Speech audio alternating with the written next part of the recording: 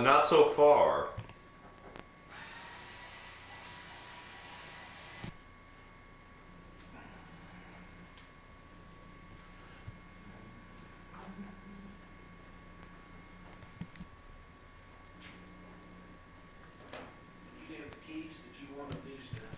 It is unjust to be ungenerous, either in praise or blame. Only the truth is beautiful in speech. It is not reverential to treat a great man like a spoiled child. Most of you are old enough to know that good and evil are both to be expected of each man. I hope you are all wise enough to discriminate between right and wrong. Give me your sympathies. This I am sure of, I shall be as tender in my judgment as a woman's love. I will try to be as fair as a justice of man. I shall tax your time beyond even my usual want, for I cannot crush Olympus into a nut. Be not alarmed. If I tax your time the more, I shall tire your patience less. Such a day as this will never come again to you or me. There is no Daniel Webster left to die, and nature will not soon give us another such as he. I will take care by my speech that you sit easily on your bench. The theme will take care that you remember what I say. In the days of nullification, Mr. Webster denied the right of South Carolina to secede from the Union, or to give a final interpretation of the Constitution. She maintained that the federal government had violated the Constitution, that she, the aggrieved state of South Carolina, was the judge in that matter, and had a constitutional right to nullify the Constitution and withdraw from the Union. The question is a deep one. It is an old question of federal and Democrat, the question between the constitutional power of the whole and the power of the parts, federal power and state power. Mr. Webster was always in favor of strong central government. Honestly in favor of it, I doubt not. His speeches on that subject were most masterly speeches. I refer, in particular, to that in 1830 against Mr. Hayne, and the speech in 1833 against Mr. Calhoun. The first of these is the great political speech of Daniel Webster. I do not mean to say that it is just in its political ethics, or deep in the metaphysics of politics, or far-sighted in its political providence. I only mean to say that it surpasses all his other speeches in the massive intellectual power of statement. Mr. Webster was then 40 years old. He defended New England against Mr. Hayne. He defended the Constitution of the United States against South Carolina. His speech is full of splendid eloquence. He reached high and put the capstone upon his fame, whose triple foundation he had laid at Plymouth, at Bunker Hill, and at Faneuil Hill. The Republican members of the Massachusetts legislature unanimously thanked him for his able vindication of their state. A Virginian who heard the speech declared he felt as if he were looking at a mammoth treading his native canebrake, and without apparent consciousness crushing obstacles which nature had never designed as impediments to him. Do men mourn him? See how they mourn. The streets are hung with black. The newspapers are sad-colored. The shops are put in mourning. The mayor and aldermen wear crepe. Wherever his death is made known, the public business stops, and the flags drop half-mast down. The courts adjourn. The courts of Massachusetts, at Boston, at Dedham, at Lowell, all adjourned. The courts of New Hampshire, of Maine, of New York, even at Baltimore and Washington, the courts adjourn. For the great lawyer is dead, and justice must wait another day. Only the United States Court in Boston, trying a man for helping Shadrach out of the furnace of the kidnappers, the court that executes the fugitive slave law, that does not adjourn. That keeps on. Its worm dies not, and the fire of its persecution is not quenched, when death puts out the lamp of light. Injustice is hungry for its prey, and must not be balked. It is very proper. Symbolical court of fugitive slave law. He does not respect life, why should it death? And scorning liberty, why should it heed decorum? Did the judges deem that Webster's spirit on its way to God would look at Plymouth Rock, then pause on the spots made more classic by his eloquence, and gaze at Bunker Hill and tarry his hour of August company of noble men at Faneuil Hall, and be glad to know that injustice was chanting its requiem at that court? They greatly misjudged the man. I know Daniel Webster better, and I appeal for him against his idly judging friends. Do men now mourn for him, the great man eloquent? I put on sackcloth long ago. I mourned for him when he wrote the Creole letter, in which he bent backward for the slaveholders, which surprised Ashburton, Britain, that he was. I mourned when he spoke the speech of the 7th of March. I mourned when the fugitive slave law passed Congress, and the same cannons, which had fired minute guns for him, fired also 100 rounds of joy for the forging of a new letter for the fugitive's foot. I mourned for him when the kidnappers first came to Boston, hated then, now respectable men, the companions of princes, enlarging their testimony in the court. I mourned when my own parishioners fled from the stripes of New England to the stars of Old England. I mourned when Ellen Craft fled to my house for shelter and for succor, and for the first time in all my life, I armed this hand. I mourned when I married William and Ellen Craft and gave them a Bible for their soul and a sword to keep that soul living in a living frame. I mourned when the courthouse was hung in chains, when Thomas Sims from his dungeon sent out his petition for prayers, and the churches did not dare to pray. I mourned when that poor outcast in yonder dungeon sent me to visit him, and when I took him by the hand which Daniel Webster was chaining in that hour. I mourned for Webster when we prayed our prayer and sang our psalm on Long Wharf in the morning's gray. I mourned him then. I shall not cease to mourn. The flags will be removed from the streets, the cannon will sound their other notes of joy, but, for me, I shall go mourning all my days. I shall refuse to be comforted, and at last I shall lay down my gray hairs with weeping and with sorrow in the grave. O Webster,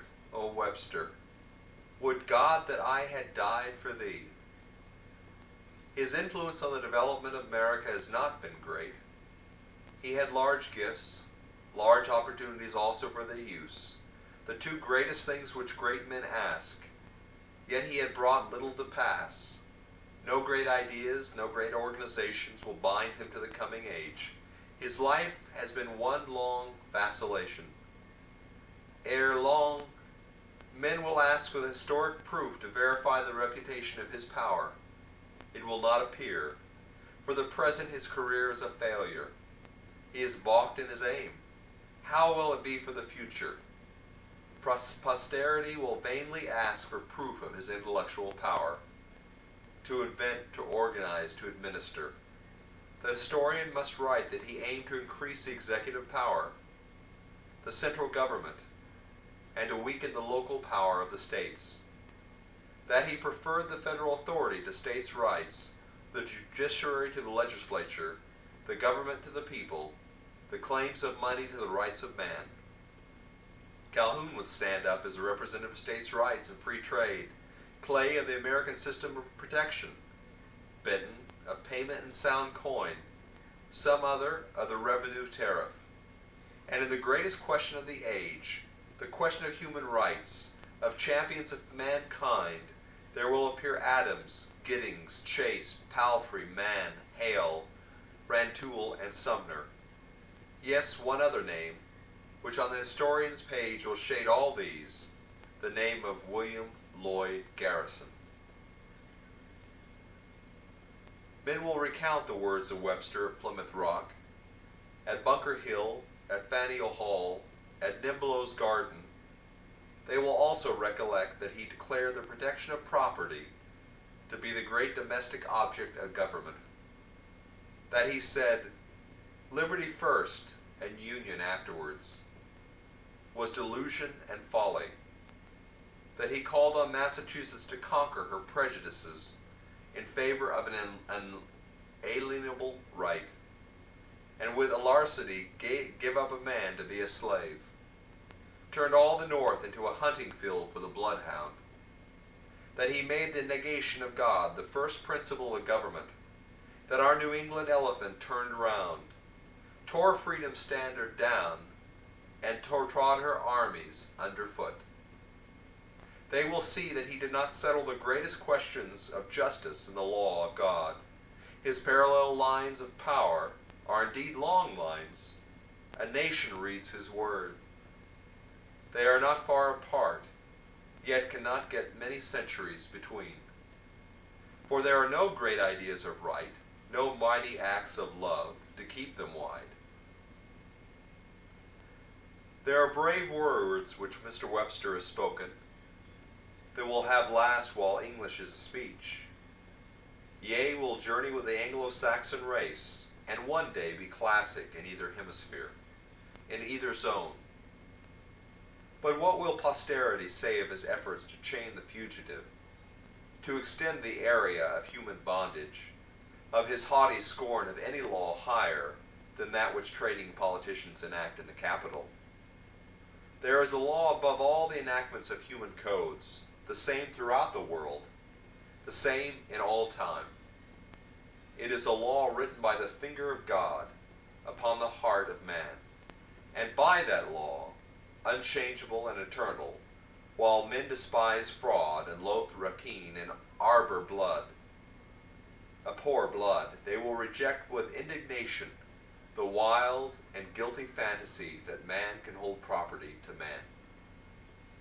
Calhoun, Clay, Webster.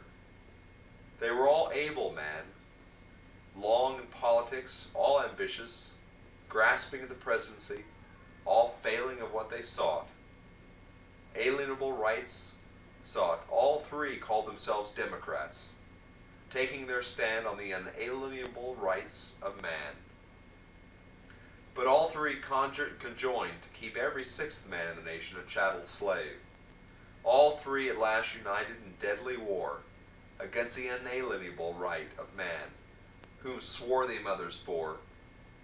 O democratic America! Boston now mourns for him. She is too late in her weeping.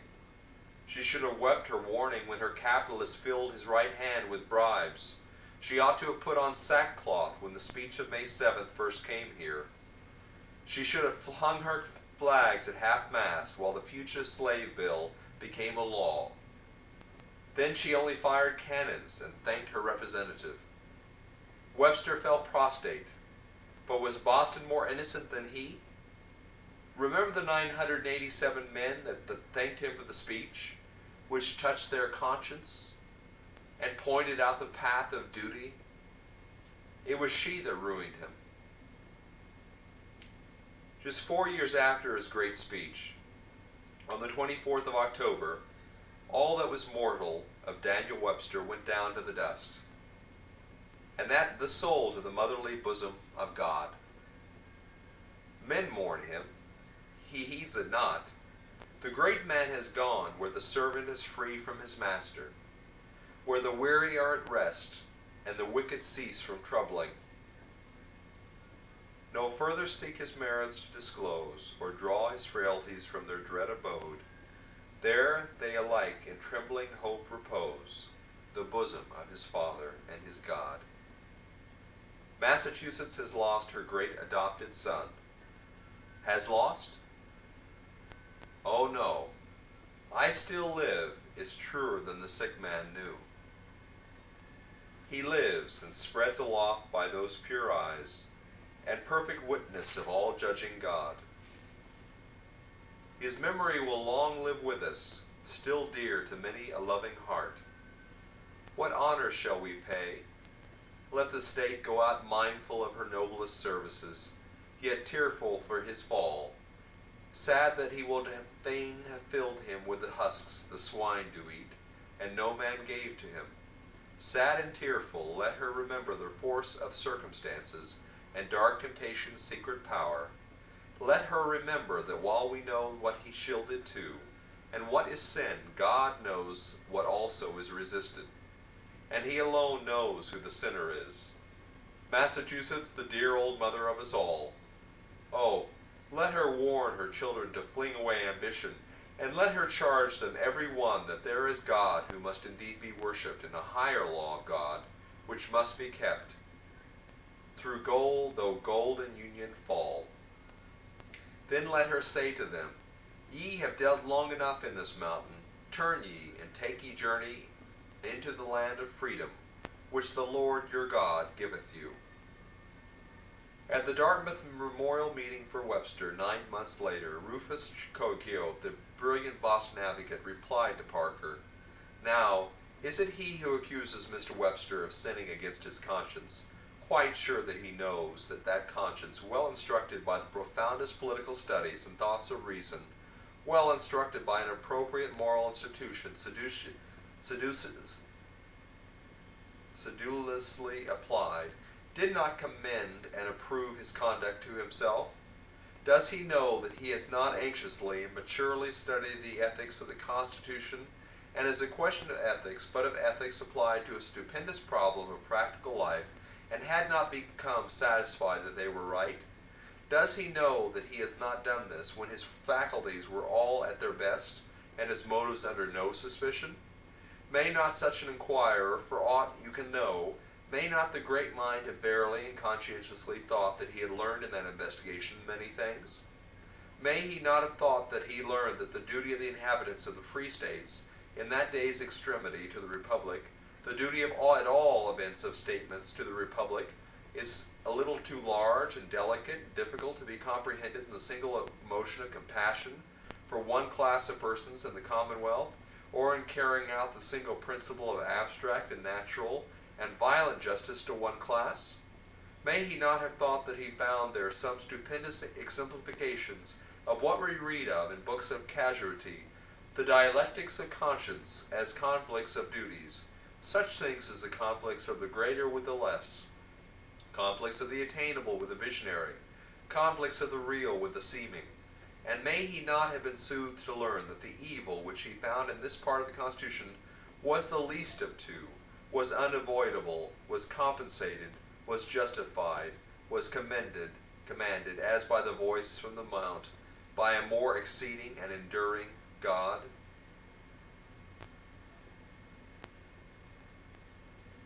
What a rat.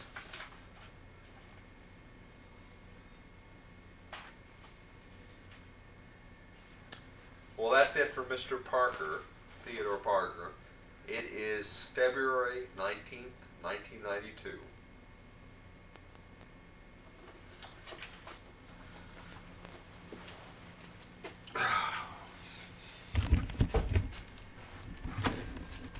"3 months, and suddenly, at the omniscient age of 29, Wilhelm II walked onto the center of stage. But Bismarck was already there. The imperial egotist had resented that shadow over his grandfather, and he could not endure it for himself. In 1890, he found a pretext to drop the pilot. This is not the place to pursue Wilhelm's inept efforts to woo German labor or discourage socialism, nor his early success in antagonizing England, Russia, and France